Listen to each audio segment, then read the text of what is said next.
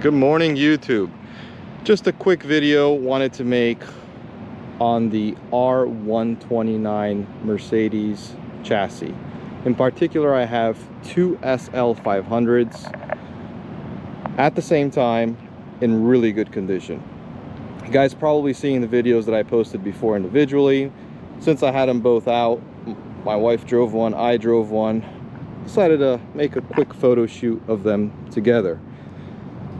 Why am I making this video? Well, I'm making this video because after driving them for a while and owning a couple of classic cars during the years, I'm kind of scratching my head why these things are not worth more money.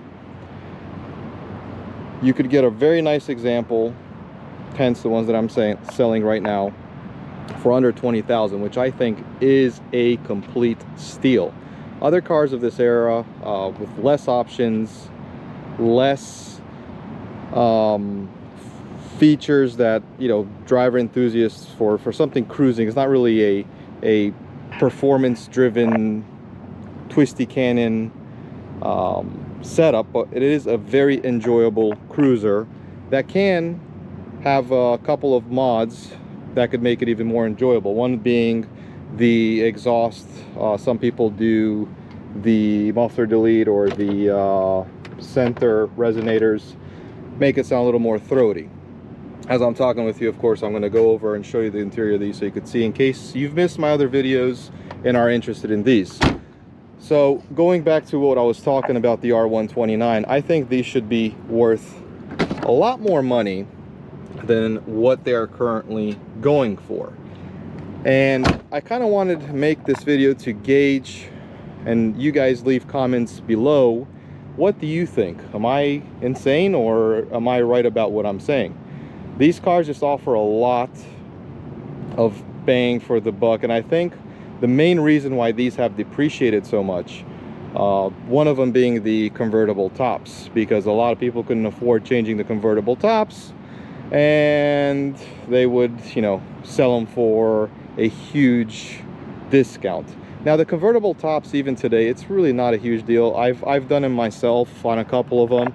Yes, it's hard, but it's not the hardest thing I've done. There's parts available. You can rebuild the little hydraulic rams yourself. It's not a big deal. You know, if you rebuild it yourself, you're looking at 50 bucks in parts for O-rings, and the rest is all labor that you could do yourself. Plenty of YouTube videos, so there's no need to be scared about the hydraulic tops on these anymore. If that's, of course, you know how to work on cars, you know how to turn a wrench, you should be able to tackle this job as well. The engine is of course, bulletproof. Open up the hood on this one. Engine that they changed. The older ones, 98 and down, had a different engine, which a lot of people like more. However, I think these are more reliable from a point stand of view. It's, you know, a lot more OBD friendly. These engines came in a lot more other Mercedes chassis, and they're a lot more readily available.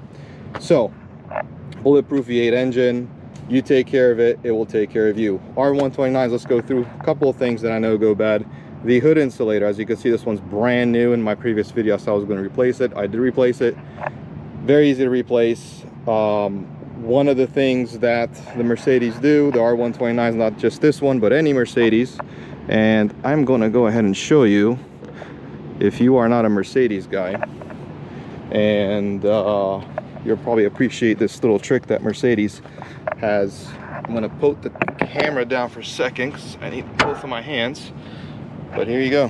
One of the things that all Mercedes do, hood straight up. That is the coolest feature whenever you're working on the engine. That gives you access to absolutely everything. Again, just a quick trick. Wasn't really planned, but I figured I'd show you since I just opened the hood. But yeah, engine's bulletproof, transmission the same thing. Did have some problems. A lot of people going back to why they were dumping them. A lot of these transmissions did develop a problem with the plug leaking. Again, very cheap to fix if you know what you're looking at.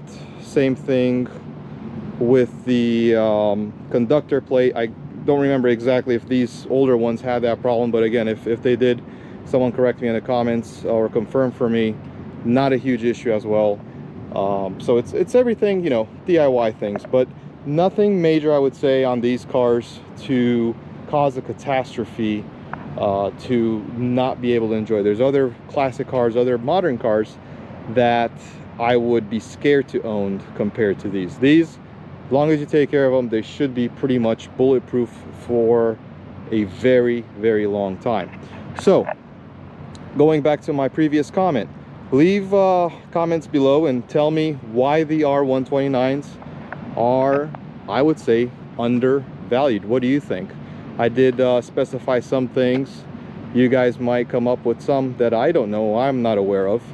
But I think it's a tremendous bang for the buck, a very nice, enjoyable, respectable car. A lot of celebrities back when these came out were the cars to have, and still are. Every time I take one of these out, people stop me and tell me, you know, what a cool car. I remember when these came out, I always wanted one, etc., etc. So very cool car to have. I would say in the future, hopefully the values will skyrocket on these at some point, while a lot of them are getting trashed, junked, and just basically not taken care of. So hopefully the few survivors that remain, that are maintained and kept in good shape like these ones, will demand a huge premium in the future. So leave comments below and let me know if you have any questions that I could answer for you. Please let me know. Thank you.